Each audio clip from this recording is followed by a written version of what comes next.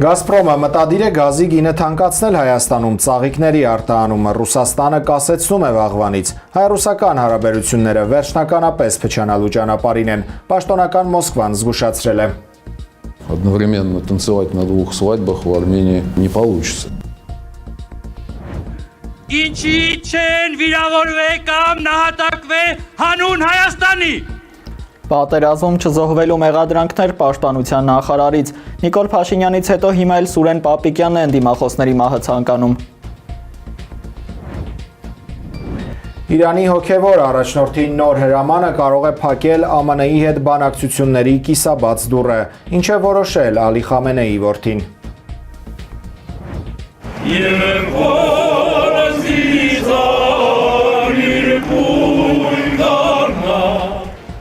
Կաթոլիկ աշխարհի մայրաքաղաքում հնչել է Կիլիկյան, Արամ առաջինն ու մի խումբ հայ հոգևորականներ երգել են Հռոմի Պապի ու հազարավոր ուխտավորների ներկայությամբ Սուրբ Պետրոս հրապարակում։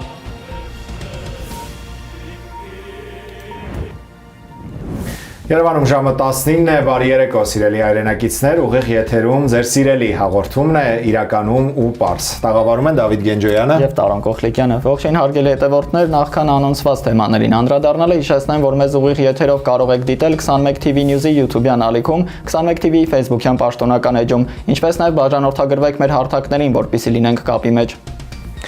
Գազպրոմը գազի գնի վերաբերյալ դիմել է Հայաստանի կառավարությանը, մամուլում շրջանառվող այս տեղեկությունը այսօր չի հաստատել տարածքային կառավարման եւ ենթակառուցվածքների նախարարը։ Հայաստանի էկոնոմիկայի նախարարն էլ ասել է, որ տեղյակ չէ, որ վաղվանից Ռուսաստանը կարգելի ծաղիկների ներկրումը Հայաստանից։ Մեր երկիրը տարեկան 100 միլիոն հատ ծաղիկ է ուղարկում Դաշնություն։ Ծաղիկի գլխավոր մատակարարներից է համարվում։ Հայաստանը 40-ից 60 միլիոն դոլարի շրջանառություն է ապահովում տարեկան միայն ծաղիկի արտահանումից Ռուսաստան։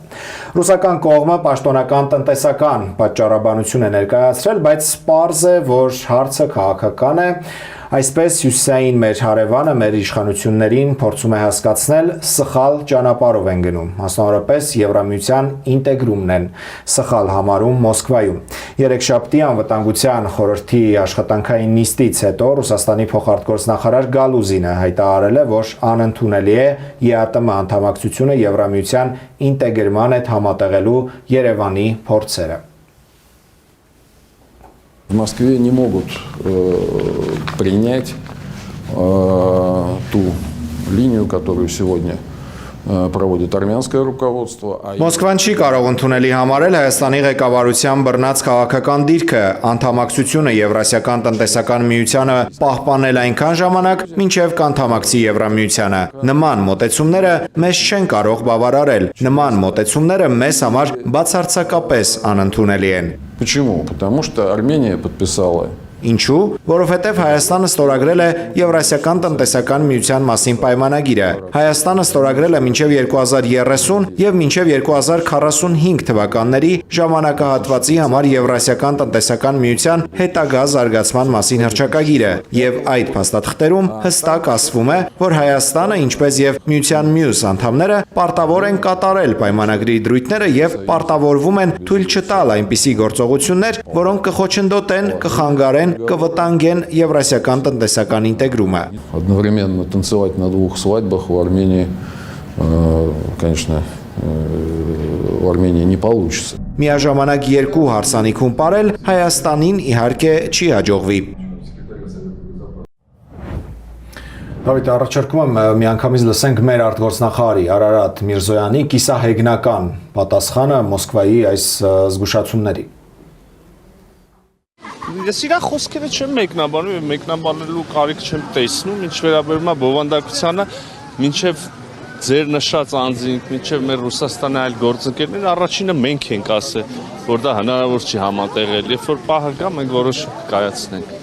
Իսկ այդ պահը դեռ չի եկել։ Դե որ չենք կայացրել, ուրեմն չի եկել, որ կայացնենք, ուրեմն կգա, որ գա կկայացնենք։ Նաև Սերգեյ Շոյգուն էր հայտարարությամբ հանդես եկել, թե Հայաստանի իշխանությունները իրենց վարած քաղաքականությամբ Ռուսաստանի հետ դաշնակցային հարաբերություններին հակասում են։ Ինչ քայլերի մասին է, ինչու են այդպիսի տպավորություն իրենց։ Չգիտեմ, իրանցից հարցրեք։ Իրենց չեմ կարող ձեզ հարցնել։ Ես չեմ կիսում այդ կարծիքը։ Շատ անլուրջ պատասխան Մոսկվայի պաշտոնական Մոսկվայի հայտարարություններին, բնականաբար սա որևէ լավ բան չի հուշում եւ չի սпасել չի տալիս մեզ։ Նախքան անդրադառնալը մեր պատասխանին, միջազգային վերլուծաբանները անդրադարձել էին Ռուսաստանի ակտիվացումներին եւ նշում էին, որ դա տրամաբանական է, որովհետեւ Եվրոպայում կորցրել է իր լավ գործընկերոջը Հունգարիային եւ Մոլդովայի հարցում չի կարողացել պահպանել իր դիրքորոշումը եւ վտանգ կա, որ այժմ Հայաստանում էլ կարող է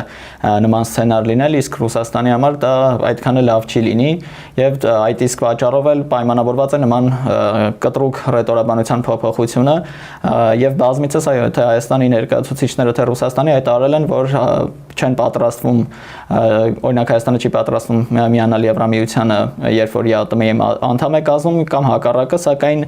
խոսքերով մի բան ենք ասում, գործողության մեջ կատարում ենք մեկ այլ բան, մտահոգիչ է ոչ թե նման քաղաքականությունը եւ նման արձագանքները, այլ որ մենք չունենք երկընտրանք, այսինքն երկրորդ տարբերակը չունենք մենք առհասարակ, մեր ամբողջ տնտեսության գրեթե 50%-ը, եթե ոչ ավելը կախված է ԵԱՏՄ-ից եւ դրա շրջանակներում մեր առևտրաշրջանառությունից, այսինքն ռեկորդային այն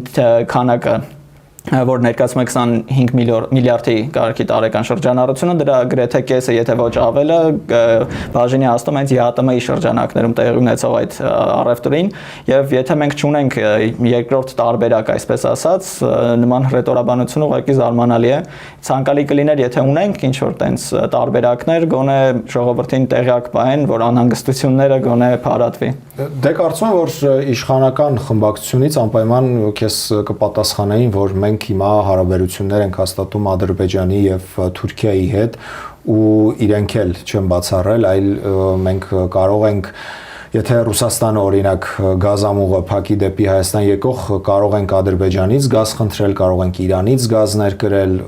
այսինքն իրենք այդ հարցով կաշկանդված չեն եւ կարող են մեր հակառակորդներին դիմել, որ այդ տեսակ օգնության համար ու կարծում եմ, որ սկզբի համար էլ նրանք անպայման ձեռք կմեկնեն, կօգնեն, բայց թե հետո ինչ կպատահի մեզ հետ, երբ մենք կախվածության մեջ հայտնվենք էներգետիկ տեսանկյունից Ադրբեջանից կամ Թուրքիայից կախվածության մեջ հայտնվենք, դրա վերջը մենք արդեն տեսել ենք Արցախում ինչ էր, հետեւաբար չեմ կարծում, որ սցենարը Հայաստանի դեպքում շատ տարբեր է լինելու։ Այստեղ ես ուղղակի ուզում եմ եւս մի տեղեկության մասին հիշեցնել, մայիսի 29-ին օրեր անց Աստանայում տեղի է ունենալու ԵԱՏՄ անդամ պետությունների ղեկավարների հավաքը եւ այսօր պաշտոնական Մոսկվան հայտարարեց, որ Երևանից պաշտոնական գրություն են ստացել, որ Նիկոլ Փաշինյանը չի կարողանա մասնակցել այդ հավաքին, իսկ մենք գիտենք, որ Ռուսաստանի փոխվարչապետ Օվերչուկը օրեր առաջ հայտարարել էր, որ այդ նիստի ժամանակ քննարկվելու է Հայաստանի կարգավիճակը կազմակերպությունում, Եվրասիական տնտեսական միությունում, իհարկե մեր պետության անդամակցությունը չեն կարող միանգամից դադարեցնել, քանի որ Հայաստանը այնտեղ ունի վետոյի իրավունք եւ կարող է այդ որոշման վրա վետո դնել, բայց այն, որ ամեն ինչ կարծես թե տանում է դրան, որ մենք կամ ինքներս դուրս կգանք ԵԱՏՄ-ից կամ մեզ ուղակի կհանեն այդ միությունից, կարծես թե քիչ կասկածներ է առաջացնում, որովհետեւ մենք գիտենք, որ ՀԱՊԿ-ում մեր անդամակցությունը սառեցրել ենք, ինչպես ասում են իշխանությունները, բայց ՀԱՊԿ կանոնադրությամբ չկա նման կետ, որով կարելի է անդամակցությունը սառեցնելու մասին կետ չկա, կարող ես դադարեցնել, կարող ես դուրս գալ այդ կազմակերպությունից, բայց սառեցնելու որևէ իրավական հնարավորություն այդտեղ չկա։ Մենք գիտենք, որ այդ կազմակերպության որևէ հավաքի Հայաստանի որևէ ներկայացուցիչ չի մասնակցում եւ կարծես թե հիմա էլ անցնում ենք արդեն ԵԱՏՄ-ին, հերթի ԵԱՏՄ-ին եւ այսօր էլ պաշտոնական Մոսկվայի ներկայացուցիչը չէր բացառել, որ սա արդեն կարծես թե գործելավոճ է դառնում Հայաստանի կողմից մասնակցել այս տեսակ կառույցների հավաքներին անգամ ամենաբարձր մակարդակով։ Եթե դեմ չես անդրադառնամ ավելի շուտ ասած Ադրբեջանի, Թուրքիայի եւ Իրանի տարբերակին, այդտեղ կա մի մեծ բայց, մենք Ռուսաստանից անհամեմատ էժան ենք գնում գազը եւ ամբողջ այստեղ ինֆրաստրուկտուրան կառուցված է ռուսական եւ Գազպրոմն էլ 100% բաժնետերն է այդ ամենի, իսկ եթե մենք օրինակ Ադրբեջանից ձեռք բերենք, այնտեղ գինայել է լինելու եւ պետք է կառուցվի նոր գազամուղ, ամեն բան նոր լինի, իսկ Իրանից էլ հաշվի առնելով թե ինչ վիճակում է գտնվում Իրանը, ինչ պատժամիջոցների մեջ է գտնվում տնտեսությունը, մենք չունենք բավարար ենթակառուցվածքներ, որպեսզի ապահովենք այդ ամենը, ցանկալի կլիներ սկզբի համար գոնե ապահովենք, որ 50-50 լինի գազի կամ ցանկացած բանի ներկրումը Հայաստան կամ օգտագործումը, ապա նոր նման քայլերի դիմել, այժմ զարմանալի է նման քաղաքականությունը, ամեն բան կարծես թե այդ քաղաքականության եւ քարոզչության մեջ ամեն բան ցանկանում են պրիմիտիվացնել եւ բարձ լեզվով բացատրել, սակայն շատ բարդ քաղաքականություն եւ շատ բարդ ուղղություն են որդեգրել։ Ուղղակի մի շատ կարևոր փաստ կա, որին մենք կարծես թե դա ակնհայտ է եւ բոլորը պետք է հասկանան, բայց այնուամենայնիվ Հայաստանի գործող իշխանությունը կարծես թե չեն ուզում այդ փաստի հետ հաշվի նստել ու ամեն կերպ փորձում են հերքել, թե ինչպիսի տարածաշրջանում ենք մենք գտնվում եւ որտեղ է Ռուսաստանը ու որտեղ է Եվրամիությունը։ Անկամ Եվրամիության մեր սահմաններին ամենամոտ անդամը մեր գոնե հարևանը չէ, ինչպես օրինակ Ռուսաստանը, մենք ընդհանրապես Վրաստանով կարողանում ենք անցնել եւ հասնել Ռուսաստան, բայց Եվրամիության որևէ անդամ պետության հետ մենք այդքան մոտ գործընկերային հարաբերություններ չենք կարող հաստատել զուտ աշխարհագրական դիրքից վերցնելով, քան մենք այսօր ունենք Ռուսաստանի հետ եւ նման գերտերության հետ կռիվ անելը ու նեղանալը, նեղացնելը դա միանշանակ առաջին հերթին վնասում է մեր պետական շահերին։ Կարող ենք օրինակ նայել Ղազախստանի քաղաքականությունը, դրանք էլ բավական պրոարևմտյան են տրամադրված, սակայն ամեն միջոցառման մասնակցում են եւ գնահատում են իրենց դիրքը եւ հարաբերությունները օրինակ Ռուսաստանի հետ, որովհետեւ կախվածություն ունեն եւ առևտրաշրջանառությունը մեծ հաշվով կախված է ինձ ԵԱՏՄ-ից, այդտեղ իմպուլսիվ եւ էմոցիոնալ որոշումներ պետք չէ կայացնել, կա չոր հաշվարկներ եւ հասկանալ որտեղ է լավ եւ որտեղ ավելի վատ։ Եվ հավանաբար Մոսկվան էլ շատ երկար չի սպասի Երևանի որոշումներին եւ գուցե միակողմանի ինչ որ որոշումներ կայացնի, որովհետեւ մենք դեռ հիշում ենք այս տարի ընտրություններից առաջ, երբ Փաշինյանն ու Պուտինը ապրիլի 1-ին հանդիպեցին Կրեմլում, Պուտինը շատ ուղիղ ասաց, որ պետք է Երևանը որոշում կայացնի, մնում է ԵԱՏՄ-ում, թե դուրս է գալիս եւ տեղափոխվում է Եվրամիության տնտեսական տարածք, Եվրամիության հետ մեր անդամակցության հարցը դեռ տասնամյակներ կարող է տևել,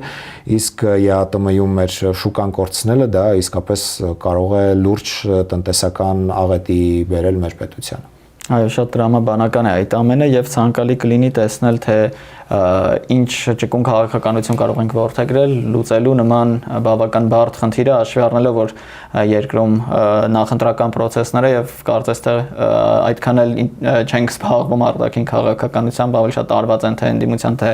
իշխանության ներկայացուցիչները քարոզ արշավով, ցանկալի չէր լինի նման բան բաց թողել եւ հայտնվել ինչ-որ մի մեծ խնդրի առաջ, որը բավական բարդ կարող ենք լուծել։ Ես քեզ հետ մի կողմից համաձայն եմ, որ արտաքին խնդիրներին կարծես թե շատ չեն անդրադառնում այս քարոզարշավին, բայց մյուս կողմից մենք հիշում ենք, որ Նիկոլ Փաշինյանը անընդհատ ընդդիմախոսներին իրար հետևից մեղադրում է ռուսական գործակալներ լինելու մեջ, ռուսական լրտեսներ լինելու մեջ, հետո հայտարարում, որ իր եւ Պուտինի հարաբերությունները շատ ջերմ ընկերական են եւ այստեղ է որ այդ դիսոնանսն է, հակադրությունն է առաջանում, մի կողմից դու համարում ես, որ Ռուսաստանը լրտեսներ ունի եւ այդ լրտեսները բացահայտ աշխատում են քո դեմ եւ նրանք քո այս ընտրություններում քո գլխավոր մրցակիցներն են, ինչը նշանակում է, որ դու այդ պետությանը նույնպես մեղադրում ես քեզ այդ լուրջ մրցակցության մեջ մտնելու համար, մյուս կողմից հայտարարում ես, որ այդ երկրի նախագահի հետ ունես ջերմ ընկերական հարաբերություններ ու այստեղ է որ քաղաքացիները ովքեր վերլուծական միտք ունեն իսկ վստահ եմ որ շատերը ունեն անպայման այս երկու հայտարարությունները իրար կողք են դնում եւ հասկանում եմ որ մի բան հաստատ այնպես չի Նիկոլ Փաշինյանի տրամաբանության հետ Դա պոպուլիստական քաղաքականություն է, նման դիսոնանս առաջանում է նաև Դոնալդ Թրամփի հայտարարություններում, հնչում է մի արտահայտություն, սակայն իրականության մեջ կատարվում է մեկ այլը։ Սա դասական օրինակ է, պետք չէ զարմանալ եւ տեսնելով վերջին ժամանակահատվածում մեր Ռուսաստան կատարած այցերը եւ տնտեսական կախվածությունը Ռուսաստանից, որ շարունակվում է ոչ մի կերպ չի նահանջել, կարելի է ենթադրել, որ գրեթե ոչինչ չի փոխվել մեր արտաքին քաղաքականությունում, այժմ կարծես թե ինչ-որ կրիզիս է գտնվում Ռուսաստանի եւ Հայաստանի հարաբերությունները։ Ավարտենք այս թեման եւ անցնենք հաջորդ ոչ պակաս աղմկոտ թեմային։ Վարքյաններ առանց կշարունակենք։ Ինչու չզոհվեցիք կամ վիրավորվեցիք պատերազմում։ Նիկոլ Փաշինյանին երեկ երկրորդել է Սուրեն Պապիկյանը, Պաշտպանության նախարարը Լոռիում ՔՊ-ի հանրահավաքին, նա հարթակից դիմել է ազգային բարերար Սամվել Կարապետյանին ու հարցրել, թե ինչու նրա տան տղամարդիկ չեն նահատակվել պատերազմում։ Լսենք Սուրեն Պապիկյանին։ Գերդաստանում է 6 չափահաս տղա ես ունեցե։ Երկուսը քոնը, երկուսը աղբորինդ, երկուսը քրոջինդ։ Ինչի չեն վիրավորվե կամ նահատակվե հանուն Հայաստանի։ Շատ դժվար է մեկնաբանել մի բան, որը որևէ տեսակի մեկնաբանության ու քննադատության կարծես թե չի դիմանում։ Ես ուղղակի ուզում եմ հիշեցնել, որ ընդամենը օրեր առաջ Նիկոլ Փաշինյանը Երևանում, երբ հանդիպել էր արցախցի ընդդիմադիր քաղաքական գործչին եւ նրա հարցերը Փաշինյանին դուր չեն եկել, նա հունից դուրս էր եկել ու գոռում էր, թե ինչու է նա ողջ, ինչու չի զոհվել, ինչու է նա հիմա Երևանում եւ ինչու է նա կարողանում իրեն մոտենալ, հարցեր տալ, ինչու նա չի զոհվել եւ ընդհանրապես իր ընդդիմախոսները, ովքեր որ իրեն մոտենում են, հարցնում են Ղարաբաղի խնդրի մասին, մեր Արցախի կորուստի մասին, ինչու ընդհանրապես պատերազմում չեն զոհվել եւ հիմա նրանք ողջ են ու հնարավորություն ունեն այդ հարցերը իրեն տալու։ Սկզբից որպես խորհուրդ պետք չէ մեկնաբանել որևէ կերպ, թող իրենք զբաղվեն իրենց հայտարարությունների մեկնաբանությամբ, անդրադառնամ ինչ ենթատեքստեր կարող է ունենալ այս ամենը։ Հիշեցնեմ, որ Պաշտպանության նախարարը ոչ թե պարզապես քաղաքական թիմի անդամ է, այլ համայն հայության լավ նշենք համայն իրական Հայաստանի Հանրապետության քաղաքացիների պաշտպանության նախարարն է եւ պաշտպանության երաշխավորը։ Այսինքն նա պետք է պաշտպանի ոչ միայն իրենց աջակիցների անվտանգությունը եւ շահերը, այլ առհասարակ Հայաստանի եւ Հայաստանի Հանրապետության քաղաքացիների։ Այս ամենը նշում են, որովհետև երբ որ լսում են հակառակ կարծիք, մտածում են, որ այլ երկրի գործակալներ են, բայց ոչ, այս երկիրը բոլորինս է եւ մեր պաշտպանության նախարարից ցանկալի չէ լսել նման հայտարարություններ, որովհետև ոչ միայն դա ուղղակի քաղաքական թիմի կամ նախընտրական քարոզի ինչ որ մի մաս է, այլ անդրադառնում է տրամադրություններին Հայաստանի ներքաղաքական, օրինակ, եթե ընդդիմադիր հայացքներ ունի քաղաքացին, կարող է մտածել, որ այդ նույն տրամաբանությամբ կարող է շահարկվել, երբ որ իրենց երեխան կամ եղբայրը գտնվում են բանակում եւ նման կերպ շահարկվի այդ իրողությունը, դա ցանկալի չէ, որովհետեւ սա նույնպես մանիպուլատիվ հայտարարություն է, հիմնականում սա այսպիսի իմպուլսիվ հայտարարությունները լինում են, երբ որ չկա բովանդակալից պատասխան, թե ինչու են թերացել որոշ գործողություններում, նույնը մենք տեսել ենք ապրիլյան պատերազմից հետո, երբ որ երրորդ նախագահ Սերժ Սարգսյանը ասում էր, դա որևէ նշանակություն չունեցող հողեր էին, դա բովանդակալից պատասխան, այո, որևէ նշանակություն չունեին, ոչ մարտավարական, ոչ մի առումով, այսինքն նույն քաղաքականության շարունակությունը, որովհետև չկա բովանդակալից պատասխան, թե ինչու են թերացել եւ չկա բավարար կամք նշելու, որ կետերի վրա են թերացել, որ կարելի է աշխատել։ Այժմ նույնպես հասարակությունը գտնում է մեծ եւ խորը ճգնաժամում պատերազմից հետո, նման քաղաքականությունը կարող է համախմբել որոշ մարդկանց, ինչ որ մի խմբի այդ գաղափարի շուրջ, որովհետև նման քաղաքականությամբ, երբ որ հարցը բարձրացնում է ուժային կառույցի ղեկավարը, նա իրեն բերում է ժողովրդի կողմ ավելի եւ ներկայացնում է, որ տեսեք, մենք բոլորս պայքարել ենք, իսկ ով չի զոհվել, նահատակվել կամ վիրավորվել, ապա նրանք այլախոհներ են կամ նրանք օտար երկրի գործակալներ են կամ մի բան այն չէ, այդտեղ հասարակության մի ստվար զանգված մտածում է, որ այո, եւ այդ ամբողջ քաղաքականության մեղավորը այո այդ ստվար զանգվածն է, որոնք չեն զոհվել օրինակ, այլ ոչ թե քաղաքական ուժը, որը չի կարողացել օրինակ կանխել պատերազմը կամ պատերազմի ժամանակ բավարար ճիշտ գործողություններ չկատարել դադարեցնելու կամ նշեմ հաղթելու համար, դա բովանդակալից պատասխան չէ եւ կառուցողական չէ ընդհանրապես, ցանկալի կլինի նման ուժային կառույցների ներկայացուցիչներին անկախ քաղաքական այս ընտրարշավից վարվեն ավելի սառնասիրտ եւ հիշեն, որ նրանք մեր ամբողջ Հայաստանի ներկայացուցիչն են եւ պաշտպանում են ամբողջ Հայաստանի Հանրապետության քաղաքացիներին, դա վերաբերում է թե արտաքին գործերի նախարարությանը, թե այն կառույցների ղեկավարներին եւ նախարարներին, ովքեր չեն ներկայացնում ուղղակի քաղաքական թիմը Նշեմ նաև այս ամեն ինչի մասին է խոսում, կարճ դրա մասին անդրադառնամ ու արդեն քննարկենք։ Այստեղ ինչպես նշեցի, քաղաքական տագնապի ու թուլության նշան է, որ չկա բովանդակալից պատասխան եւ պատասխանատվության պատվիրակում է այստեղ, որովհետեւ պատասխանատվություն ստանձնելու փոխարեն, որովհետեւ պաշտպանության նախարարությունը պատասխան է տալիս մեր սահմանների անառիկ լինելով եւ հասարակության անվտանգ լինելով, եւ երբ որ հնչում է նման հայտարարություն պաշտոնյայից, զարմանք է առաջացնում եւ հասարակության օրինակ այն վերլուծական միտք ունեցող մարդիկ, որոնք ունեն քաղաքական կամ կուսակցական որևէ նախընտրելի կարգավիճակ կամ ուղղություն, նրանք սկսում են հեռանալ պետությունից եւ պետությանը ընկալում են որպես արդեն ուրիշ եւ օտար, որովհետեւ այդ նման քաղաքականությունը բավական վիրավորական է, իսկ նման երբ որ քաղաքացիների մեծ մասը վիրավորված են եւ չեն ցանկանում քաղաքականությամբ հետաքրքրվել, այդ ժամանակ այո, իշխանությունը կարող է վերընտրվել, սակայն մեծ ծեպ է անցնում հասարակության մեջ եւ պառակտվում է, իսկ պառակտված հասարակության առաջ ինչ խնդիրներ կարող են ծառանալ, բոլորս էլ գիտենք եւ լսել ենք պատմության ընթացքում։ Դավիթ, ես առաջարկում եմ հիմա լսենք նաեւ մյուս կողմին ում ուղղված էին մեղադրանքները, մասնավորապես այսօր Սամվել Կարապետյանի եղբորորդին ուժեղ Հայաստան դաշինքի առաջին համար Նարեկ Կարապետյանն է կրկին հարթակից արձագանքել Պապիկյանի այս հայտարարությանը։ Ինքը կանգնած էր մի տեղ, որտեղից 500 մետրի վրա Վանաձորում էր այս հայտարարությունը արել, թե ինչու մենք չենք զոհվել պատերազմում։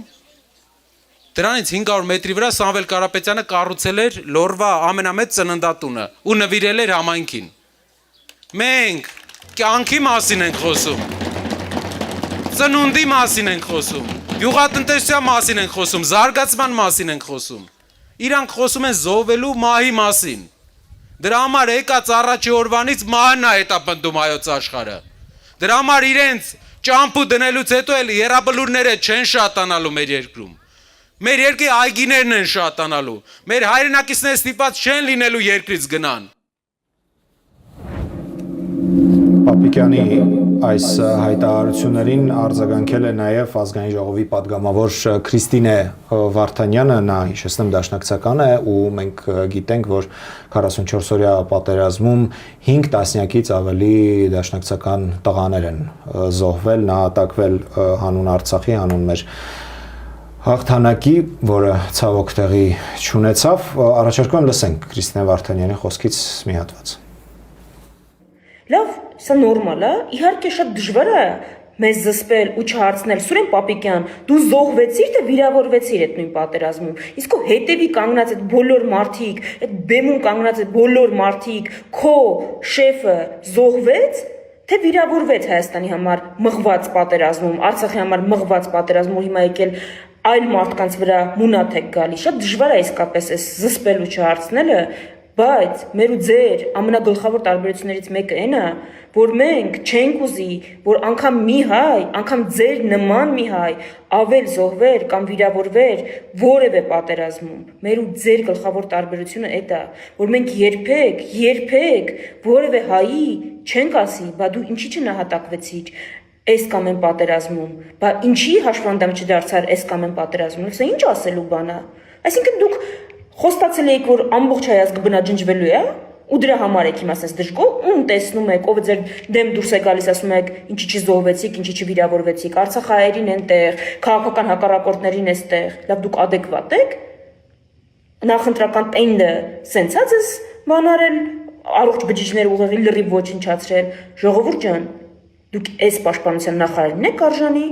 այս մարդը սենց կարա, այս մտածողությամբ մեր պաշտպանությունը ապահովի։ Դուք սենց ղեկավարության եք արժանի, հունիսի 7-ից հետո պատկերացնեք, որ 5 տարի էլ սենց իշխանություն կարող է լինել, դրա համար բոլորը նույնը չեն, սենց բան ասող, ուրիշ որևէ քաղաքական ուժում չկա, դրա համար հունիսի 7-ին մասնակցեք ընտրություններին ու ձեր քվեով մերժեք հենց այս հայտարարությունը։ Տարոն որքան էլ որ զարմանալի է, պետությունը հիմնված է քաղաքացիական պայմանագրից, ոչ թե կուսակցությունից, այլ այդպիսի պայմանագիր կա չգրված, քաղաքացին վճարում է հարկեր, գնում է բանակ եւ ապրում է այդ երկրում, իսկ պետությունը փոխարեն երաշխավորում է օրինակ անվտանգությունն ու իրավունքը։ Նման ռետորաբանությունը վտանգավոր է, որովհետեւ եթե պաշտպանության նախարարը ասում է ինչու չեք զոհվում, օրինակ հիմա անդիմադիր ներկայացուցիչներին եւ ավելի վաղ տեսանք, որ վարչապետն էլ քաղաքացիներից էր անդիմադիր հայացքներով նման բան ասում, ստացվում է, որ քաղաքացու ֆունկցիան ուղղակի գնալ մահանալն է, այլ ոչ թե ապրելն ու արարելը, որովհետև երբ որ հնչում է դա նման արտահայտություններ եւ չի հնչում բարձաբանումներ կամ ներողություն իրենց սխալ արտահայտած մտքի համար, ապա կարելի է գալ նման հայտարարի, թե ինչու է նման հայտարարություններ հնչում եւ երբ որ օրինակ այս ընտրարժավի ժամանակ հնչում են վիրավորանքներ, չեմ ցիտի ինչ վիրավորանքներ, այլ իջնում է քաղաքական մակարդակը բանավեճի, այդտեղ արդեն դժվար է բացատրել, թե ինչ օրինակ ռազմաարդյունաբերության մեջ ինչ նոր ներդրումներ է կատարվելու կամ ինչ պետք է անել, որ զարգանա, այսինքն հասարակությունը սկսում է չհետաքրքրվել, որովհետեւ արդեն իջնում է այդ դիսկուրսը ուղղակի վիրավորանքների եւ արդեն adekvat ուժերին բավական բարդ է լինում ներկայացնել իրենց նախընտրական ծրագիրը եւ ներկայացնել օրինակ տեսեք տնտեսական այս ինչ փոփոխությունը որ կատարենք եւ 1%-ով կաճի օրինակ ինչ որ մի բանի արդյունքը Հայաստանում կլինի, ապա դա մարդիկ սկսում են չընկալել, որովհետեւ բարդ է դա հասկանալը, պետք է դժվար երկար բացատրել, իսկ այսպես ուղղակի վիրավորանքներ եւ պիտակավորում անելով բավական հեշտ է լինում, արդեն մարդիկ բաժանվում են խմբերի եւ բավական վատ իրավիճակ է ստեղծում։ Նաեւ սա ամբողջահաճո հայտարարությունները, որը մենք արդեն խոսել ենք դրա մասին, հատուկ է պոպուլիստ իշխանություններին ու երեք այդպիսի եւս մի հայտարարություն եղավ Լոռիում հարթակից, այս անգամ արդեն Նիկոլ Փաշինյանը, որը գիտենք արձակուրդում է որպես Հայաստանի վարչապետ, հայտարարեց, որ ինքը տեղեկություններ ունի, որ ԱԱԾ-ն նյութեր է հավաքել, մասնավորապես ԲՀԿ-ի երկրորդ համար Անդրանիկ Թևանյանի պետական դավաճան լինելու մասին եւ իբր այսօր այդ նյութերը պետք է ուղարկվեին քննչական կոմիտե, որպեսզի քրեական հոդվածով գործ հարուցվեր պետական դավաճանության հոդվածով։ Իհարկե աշխատանքային օրը ավարտվեց եւ մենք քննչականից այդպես էլ որևէ պաշտոնական հաղորդագրություն այդ թեմայով չլսեցինք։ Ես ուղղակի կարճ ուզում եմ հիշեցնենք, թե ինչ էր հայտարարում Փաշինյան ու շարունակենք այս թեման։ Վաղը Հայաստանի Հանրապետության ազգային անվտանգության ծառայությունը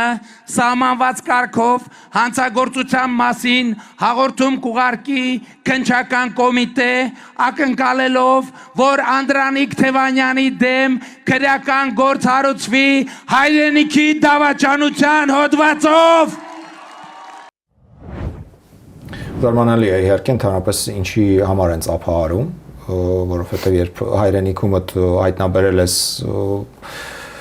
պետական դավաճանների, երևի թե դա նաև քո ամոթն է, որպես հայի եւ դրա ծափահարելու որևէ իմաստ չկա, անգամ եթե հայտնաբերել ես, հա, այսպես ասած։ Ինչ վերաբերում է Անդրանիկ Թևանյանին, մենք իմացանք, որ քիչ առաջ նա ԲՀԿ-ի եւ իր կուսակցության հետ միասին քայլ էր թերանում Երևանի կենտրոնում եւ նա նաեւ հայտարարել էր, որ չի բացառում իր դեմ քրեական գործ որոշվել է հարուցել Զելենսկու Երևան այցից հետո, որովհետեւ նա այս տարի թե նախորդ տարի կամ դրանից առաջ այցելել է Ուկրաինայի գրաված տարածքներ Ռուսաստանի կողմից եւ չի բացառում, որ հենց իր այցն էլ պատճառ է դարձել, որ նման քրեական գործ բացվի իր դեմ, բայց մենք ամենայն դեպս դեռևս բացի Նիկոլ Փաշինյանի հայտարարությունից չունենք որևէ պաշտոնական տեղեկություն, որ ընդհանրապես դեպան նյութեր են հավաքվել, նախապատրաստվել ու քննչական կոմիտեն էլ որևէ քրեական գործ հարուցելու մասին տեղեկություններ չի հրապարակել, չի հայտնել։ Կարծում եմ կարելի էր ծափարել, երբ որ բացահայտված լիներ եւ հանցագործը գտնվեր ճաղերից այն կողմ, այլ ոչ թե ուղղակի հնչեր հերթական հայտարարությունը, որովհետեւ ավելի վաղ էլ հնչեց, որ Նարեկ Կարապետյանը կարծես թե թաքցրել է ինչ որ երկրի քաղաքացիություն, բայց որևէ ընթացք չտրվեց, այդտեղ նույնպես արժեզրկվում է քաղաքական այդ դիսկուրսում քննարկումները, որովհետեւ ուղղակի հնչում են մեղադրանքներ, թե հասարակությունը ոնց կընկալի, ինչպես կանի, որևէ պատասխանատվություն չի լինում դրանից հետո։ Դե, այո, սա արդեն ոնց որ նախընտրական շրջանում հայտարարություններ են, որոնց հետևից կարծես թե այն լսարանը, որի համար նախատեսված են այդ տեսակ հայտարարությունները, չի գնալու, ուղղակի նա լսելու է, անցնի իր առօրյա գործերին, ուղղակի ֆիքսելու է, որ այսինչ մարդը Ռուսաստանի քաղաքացի է, այսինչ մարդը պետական դավաճան է, առանց խորանալու ու իմանալու վերջը դատարանը հաստատեց, օրինական որևէ փաստաթղթով հաստատվեց Նիկոլ Փաշինյանի կամ որևէ այլ պաշտոնյայի հայտարարություն, թե ոչ։ Իսկ մենք գիտենք, որ որ այս իշխանությունը այս 8 տարիների ընթացքում սկսած սահմանադրական դատարանի նախկին դատավոր Հրայր Թովմասյանի դեմ արշավից, երբ նրա Փաշինյանին տված գրիչը Փաշինյանը այսպես հայտարարել էր մի անհերքելի ապացույց, որ Թովմասյանը փորձել է իր հետ լավ հարաբերությունների մեջ մտել, որպեսզի նրան ոչինչ չսպառնա իր իշխանության ընթացքում, այսինքն նման անհեթեթություններ այնքան շատ են եղել մեր կյանքում, որ ինչ որտեղ նաև իմունիտետ ունի հասարակությունը արդեն ձևավորված նման լուրերին եւ լուրջ չի վերաբերվում, բայց իրականում պետք է լուրջ վերաբերվել, հենց հայտարարություն անողի վարքագծին արդեն պետք է լուրջ վերաբերվել ու լուրջ զբաղվել նաև դրանով, որովհետև նման կերպ երկիր ղեկավարելը, նման տեսակ երկրի ղեկավար ունենալը կարծես թե այդքան էլ պատվաբեր չէ։ Զավեշտալի էր երեք հայտարարվում էր իշխող ղեկավարի կողմից, որ նա ինչու մեր մարզերում կանայք բարձրակրունկներ չեն հագնում, կարծես թե այլ հարցեր չէին մնացել մեզ մոտ քննարկելու նախընտրական շրջանում, եւ այդ հարցը ամենակարևորն էր, ցանկալի կլիներ նման լավ տրամադրությամբ քննարկեին, թե ինչպես են տեսնում Հայաստանի ապագան եւ որն է ապագայի տեսլականը Հայաստանի ավելի մանրամասն կերպով։ Փակենք այս թեման, անցնենք մեր հարևանների խնդիրների, մասնավորապես Իրան, որտեղ կարծես թե իրադարձություններ կան զարգացած եւ կարող ենք քննարկել։ Վարքյաններ անց կվերադառնանք։ Իրանի գերագույն առաջնորդ Մոջթաբա Խամենեին արգելել է հարստացված ուրանը դուրս բերել երկրից։ Սա հաջորդել է Միացյալ Նահանգների հայտարարությանը, երբ որ նրանք նշել են, որ պատրաստ են հարձակվել Իրանի վրա, որովհետև չեն հասել իրենց պատերազմական խնդիրներին։ Իրանի ղեկավարությունը պարզաբանել է այս ամենը նրանով, որ եթե երկրի տարածքից դուրս բերվի այդ հարստացված ուրանը, ապա նախ խոցելի կդառնա երկիրը Իսրայելի եւ Միացյալ Նահանգների համար, որովհետև վարչապետ Բենյամին Նեթանյահուն, Իսրայելի վարչապետ, հայտարարել էր, որ խնդիրը դեռ կատարված չէ, պատերազմը ըստ այդմ ավարտված չէ եւ նրանք շարունակելու են հարվածել, իսկ իրանական կողմը հասկացել է, որ որևէ զիջման պետք չէ գնալ Միացյալ Նահանգների հետ, դա հասկացել է մի քանի տարի շարունակ բանակցելուց եւ բազմաթիվ անգամ հարձակումների ենթարկվելուց հետո,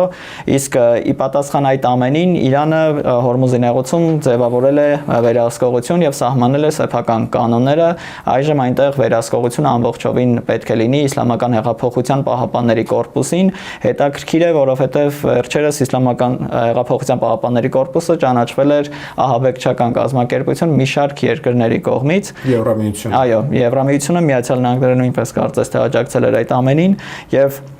այստեղ նշվել է շատ հետաքրքիր մի բան, լինելու են կետեր, որտեղ պետք է վերահսկողություն անցկացվի, պետք է տրամադրեն անցնող նավերի անձնակազմի ողջ տվյալները, թե ինչ է տեղափոխում նավը, որտեղ է արտադրությունը եւ ամենակարևորը այդ ումը որ պատկանում է այդ նավը, այդ կազմակերպության կամ անձի քաղաքական հայացքները, թե ինչ ուղղվածությամբ եւ որ երկրին է պատկանում եւ ասվում էր, որ ամեն մի նավից մոտավոր $150,000 պետք է վճար վերցնի Իրանը, ապա այդ ամենից հետո թույլատրի անցնել, հետաքրքիր է, որովհետև արտոնյալ պայմաններով են Իրանի հետ լավ հարաբերություններ ունեցող երկրները, ինչպիսիք են Ռուսաստանը եւ Չինաստանը եւ մի շարք այլ երկրներ, նաեւ հետաքրքիր է, որովհետև Միացյալ Նահանգներն էլ փակել է Հորմուզի նեղուցից հետո եկող հատվածը եւ օրինակ եթե ռուսական կամ չինական լցանավերը անցնեն անարգել այդ Հորմուզի նեղուցով Միացյալ Նահանգների գործողությունները ինչպես է լինելու, որովհետև սա երկարաժամկետ ծրագիր որպես համարել բարդ է, որովհետև չկա հստակ թե ինչպես եւ ինչ արդյունքի եկան բանակցելուց հետո եւ գրված էր մի շարք արաբալեզու լրատվականներում, որ հունիսի սկզբին կլինի հավանաբար երրորդ փուլը ամերիկա-իրանական բանակցությունների Պակիստանի միջնորդությամբ։ Իհարկե հոգևոր նոր առաջնորդի Իրանի հոգևոր նոր առաջնորդի այս որոշումը կարծես թե վտանգի տակ է դնում նաև այդ բանակցությունները, որոնք հիմա շարունակվում են, ընթանում են եւ մենք գիտենք, որ Թրամփը 2-3 օր է տվել, 2 օրն արդեն անցել է եւ նա հայտարարել է, որ մինչեւ հաջորդ շաբաթվա սկիզբ կարող է սպասել Իրանի պատասխանին, Իրանի համաձայնությանը, ինչից հետո որոշում կկայացվի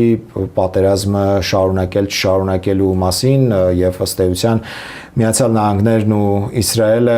դեռևս չեն փակել այդ պատերազմի դուռը եւ նրանք հավանական համարում են այնուամենայնիվ ռազմական գործողությունների վերսկսումը հետևենք ու տեսնենք թե ինչպես կզարգանան այնտեղ իրադարձությունները Այո, կարող ենք հիշել, որ կռվի ժամանակ գրեթե 1 ամիս շարունակ 2-3 օր էր Դոնալդ Թրամփը տալիս բանակցելու համար, դա իր ռետորաբանությունը եւ փորձում է այնպես անել, որ ավելի արագանա այդ process-ը, որովհետեւ շատ բարդ է, իրանական կողմը հակված չէ, հատկապես երբ որ Հորմուզի նեղուցը գտնվում է իրենց վերահսկողության տակ, այո, վերջի պետք է նստեն բանակցային սեղանին եւ փորձել գալ այնպիսի հայտարարի, որ վերջապես ավարտվի հակամարտությունը եւ պատերազմը։ Եվ մեր վերջին թեմային անդրադառնանք օրվա, շաբաթվա կամ գուցե տասնամյակի կադրը վարքյաններ անց այն կցուցադրենք ձեզ։ Վատիկանի Սուրբ Պետրոս հրապարակում հնչել է Կիլիկյան, այն կատարել են Արամ առաջին կաթողիկոսը եւ Մեծի տանն Կիլիկիո կաթողիկոսության սրբազան հայրերը Հռոմի Լևոն 14-րդ պապի եւ հազարավոր հավատացյալների ներկայությամբ, որոնք եկել էին կաթոլիկների մայրաքաղաք համարվող Սուրբ Պետրոսի տաճար Վատիկան եւ առաջարկում եմ մի հատված լսենք մեր հոգեվորականների կատարումից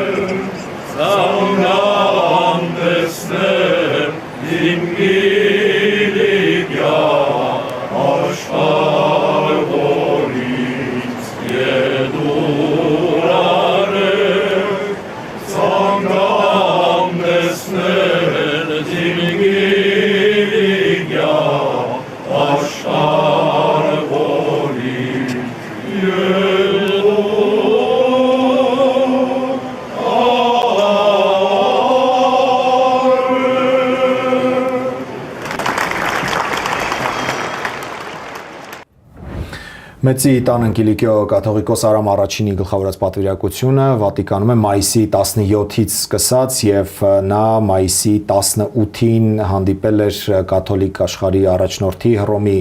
պապի հետ եւ մասնավորապես նրանք խոսել էին Արցախի հիմնախնդրի մասին Արամ առաջինը շեշտել էր միջազգային երաշխիքներով արցախայության սեփական պատմական հայրենիք վերադարձի իրավունքի ապահովման անհրաժեշտությունը նա դիմել էր վեհապարին եւ կոչ արել որ Վատիկանը օգտագործի իր ողջ ազդեցությունը Բաքվում պահվող հայ ռազմաքաղաքական ղեկավարության եւ բոլոր պատանդների ու գերիների շուտապույտ ազատ արձակման գործում նաեւ խոսվել էր Ադրբեջանի վերահսկողության տակ անցած տարածքներում հայկական եկեղեցիների, վանքերի եւ պատմամշակութային կոթողների պահպանման խնդիրների մասին, սա իսկապես մեզ համար շատ կարեւոր, այս փուլում շատ կարեւոր ու նաեւ ինչ որտեղ պատմական այց է եւ մենք տեսնում ենք թե ինչպիսի մեծ պատվով են ընդունում Արամ առաջինին ու նրա գլխավորած պատվիրակությանը Վատիկանում, նրանց հատուկ 3 Հռոմի պապը հրավիրել է բեմ, միասին աղոթել են եւ նաեւ տեսանք, որ հայերեն երգել են։ Այո, տեսնելով այս կադրերը եւ հաշվի առնելով թե ինչ ճգնաժամում է գտնվում մեր հասարակությունը եւ մենք էլ ինքներս հասկանում ենք, որ մենք լավ թերագնահատում ենք մեր ներուժը, թե եւ ինչեր կարող են եւ ինչպես կարող ենք հարցեր լուծել, շատ գովելի է նման քայլը եւ ողջունելի թե Արամ առաջինի կատարած մեծածավալ աշխատանքը այս ամբողջ ընթացքում նա չի դադարում հայտարարություններ եւ կոչեր անել եւ հանդիպումներ ունենալ մի շարք երկրների ղեկավարների հետ, իր կարծիքը միշտ հայտարարում է եւ շատ կարեւորում եմ նման իրադարձությունները եւ հանդիպումները, որովհետեւ վերջի վերջո ճգնաժամից հետո պետք է գա այդ լույսը, որին այդքան ձգտում ենք։ Այո, հավանաբար այս լուսավոր նոտայով էլ ավարտենք մեր այսօրվա եթերը։ Շնորհակալություն։ Ես շնորհակալ։ Շնորհակալություն, սիրելի հեռուստադիտողներ, սիրելի հայրենակիցներ, մեզ ուղիղ եթերում հետևելու համար 21 TV վերգետնյա հեռարձակմամբ ամեն օր առավոտյան ժամը 8-ից մինչև գիշերը ժամը 1-ը կարող եք հետևել 21 TV News-ի աշխատանքին, ամեն ժամյա թարմացված լրահոս ենք ներկայացնում ձեզ, իսկ մենք կհանդիպենք վաղը 21 TV News-ի YouTube-յան ալիքում եւ 21 TV-ի Facebook-ի պաշտոնական ալիքում ուղիղ եթերում։ Հիշեցնեմ, որ սա ձեր սիրելի հաղորդումն է իրականում ու պարզ ցտեսություն։ Մինչ նոր հանդիպում։